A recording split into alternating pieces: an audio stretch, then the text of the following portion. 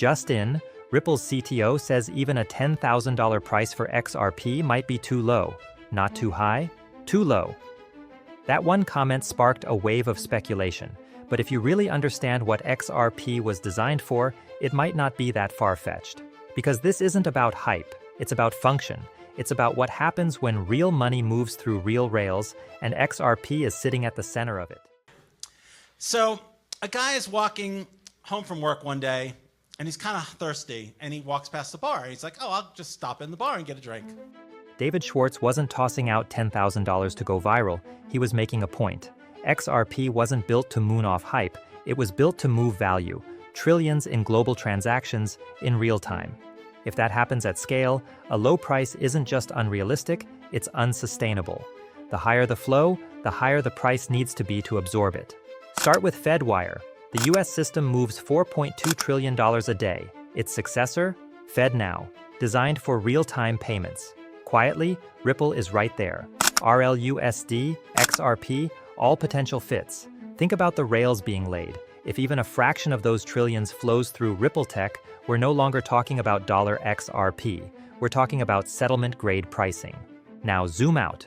The FX market clears $7.5 trillion daily, over $2.7 quadrillion a year.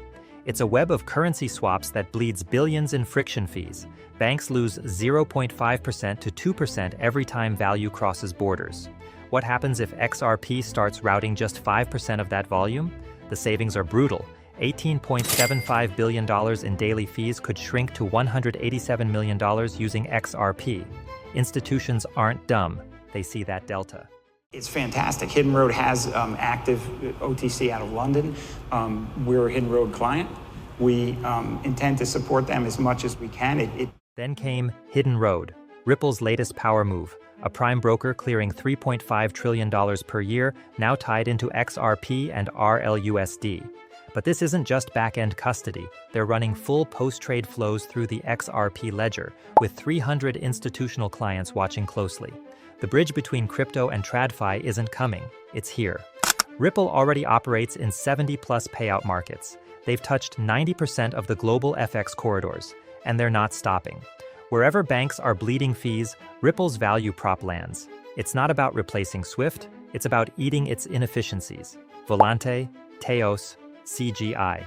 These aren't crypto startups, they're Ripple's inroads into FedNow. It's happening just like the Fed itself, first quiet, then overnight. Japan? Over 60% of banks have tested Ripple tech. Mexico? Already integrated with on-the-ground remittance rails. 3-day wire transfers now clear in 10 minutes, with less fees, less friction, more volume.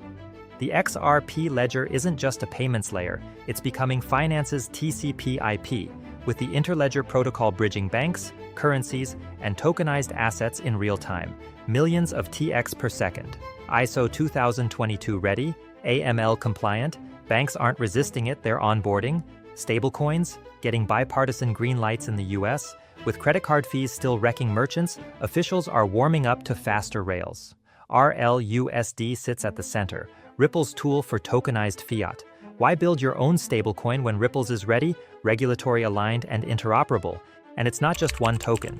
XUS, XSGD, EUROC, real-backed coins, USDC, all flowing through the XRP ledger. The more stablecoins launched, the more value travels these rails. Every transaction burns XRP. Every burn increases scarcity. And the price? It starts ticking up. DeFi is evolving, and XRP isn't getting left behind. Flare, Cardano's Midnight, and other protocols are building around it. These aren't just new apps. They're layers designed to boost utility, trap liquidity, and offer yield. When XRP is locked in smart contracts or pooled across networks, circulating supply drops. Supply drops, demand rises, and price moves. People in the space previously thought that retail adoption was like the big wave, but I think institutional adoption is a precursor. You have to connect to where people are. You have to go to where the value. BlackRock's Larry Fink doesn't talk about meme coins. He talks about digitized dollars, not Bitcoin, not Ethereum, but stable coins. Sovereign-tied, settlement-focused tokens. That's the future of payments in his playbook. And Ripple? Perfectly positioned as the bridge. Most of the top 20 tokens aren't even in this conversation. Bitcoin and Ethereum can't bridge. BNB's regulatory baggage is heavy. Solana? Great for meme coins, less so for cross-border liquidity. XRP was designed, from day one, for real-world, institutional-grade utility. That's rare. Ripple's roadmap doesn't stop at payments. They're pushing hard into tokenized real-world assets: stocks, bonds, real estate, debt. The MPT standard is built for it, and they're adding permissioned DEX so institutions can trade with full compliance. This isn't DeFi degen territory, it's institutional DeFi. Charles Hoskinson, yes, the Cardano founder, even said XRP holders could benefit from Midnight as a DeFi layer. Flare's cross-chain compatibility locks up XRP while building new routes for yield. Every locked coin shrinks supply. Every yield product increases use. It's a flywheel. Flare isn't just another bridge, it's built with real infrastructure, risk-managed, scalable, modular, and while ETFs haven't launched in the US yet, XRP ETFs are already live in Canada. If the US follows Bitcoin's path, the multiplier could be staggering. Bitcoin saw $9.5 billion in ETF inflows and gained $458 billion in market cap. That's a 48 by impact. XRP, with its lower liquidity and tighter float, could move even faster. $1 to $100 billion in institutional inflow? That's not a moonshot. That's a pressure valve release. Ripple even built a full CBDC platform, private, secure, API-driven. Central banks can issue and manage their digital currency with full AML-CFT compliance using Ripple's toolkit. That platform was pulled from the website recently, but the infrastructure remains, so do the partners. Ripple is part of the Digital Euro Association. They've partnered with Hyperledger, Corda, MasterCard, and more. Central banks in France, Germany, and beyond have referenced Ripple in documentation. DZ Bank, Germany's second largest, is using Ripple for custody today. Speaking of custody, Ripple now owns Medico, rebranded as Ripple Custody. It's not just secure, it's plug and play. Modular, API first, and designed to let banks onboard in weeks, not months. That's huge for institutions watching the space but unsure how to dive in.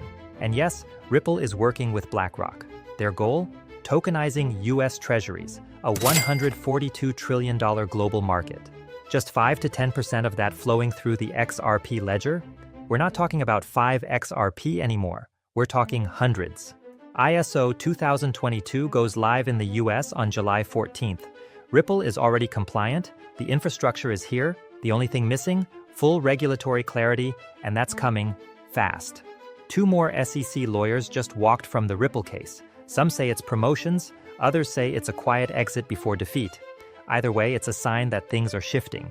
Even regulators are reading the writing on the wall, because once XRP clears legal uncertainty, retail might chase $12 or $100, but by then, institutions will already be routed in through Liquidity Hub, quietly accumulating, silently moving billions. While everyone else watches charts, they're watching rails. A $10,000 price for XRP might sound insane, but if this tech actually gets adopted the way it's designed to be, as the global backbone of instant settlement, then $10,000 might not even be enough. That's not hype, that's math. Thanks for watching. If this opened your eyes to what's really building under the surface, hit like, share it forward, and subscribe for more. Stay sharp, stay ahead. See you in the next one.